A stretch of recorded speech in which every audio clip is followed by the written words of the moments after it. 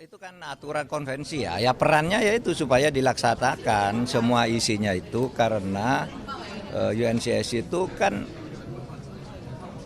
merupakan kesepakatan dunia internasional yang sudah kita ratifikasi. Tinggal dituangkan ke dalam berbagai peraturan perundang-undangan. Antara lain yang masih mengganjal tadi kan ada 4 hal saya sebutkan ya. Ada RUU perampasan aset.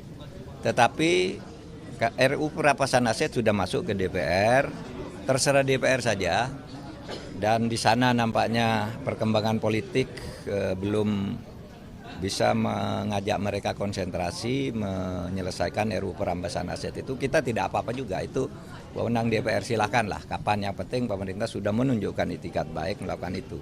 Tapi tanpa undang-undang perampasan aset, sebenarnya kita selama ini sudah melakukan perampasan aset secara luar biasa juga, seperti tadi disebutkan oleh Pak Gufron, orang yang semula didakwa hanya atau ditangkap dengan terdakwa kira-kira 1 miliar atau 2 miliar, pada prakteknya vonisnya itu bisa menjadi 100 miliar lebih, lalu asetnya dirampas. Itu sudah dilakukan. Kami dalam kasus BLBI, Satgas BLBI misalnya, meskipun itu perdata, kami rampas asetnya. Sekarang kami sudah dapat 34 triliun lebih dalam waktu 1,5 tahun. Itu sudah perampasan aset juga.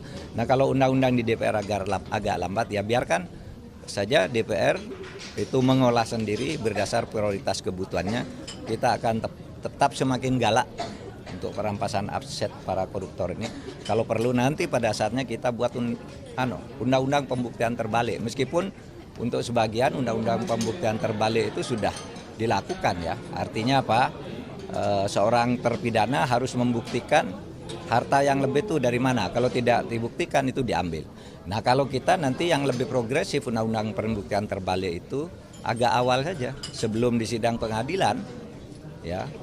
Ketika orang kekayaannya melebihi profilnya, kalau seharusnya gajinya 5 tahun itu misalnya 6 miliar atau 7 miliar, kok sesudah 5 tahun akumulasi hartanya pertambahannya lebih dari 10 miliar. Nah, itu tetapkan aja, Anda buktikan dong kelebihannya ini.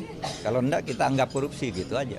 Nah, itu di beberapa negara ada yang sudah begitu. Nah, kita nanti suatu saat mungkin bisa menuju ke situ. Prof, izin tadi kan di paparan sedikit menyinggung soal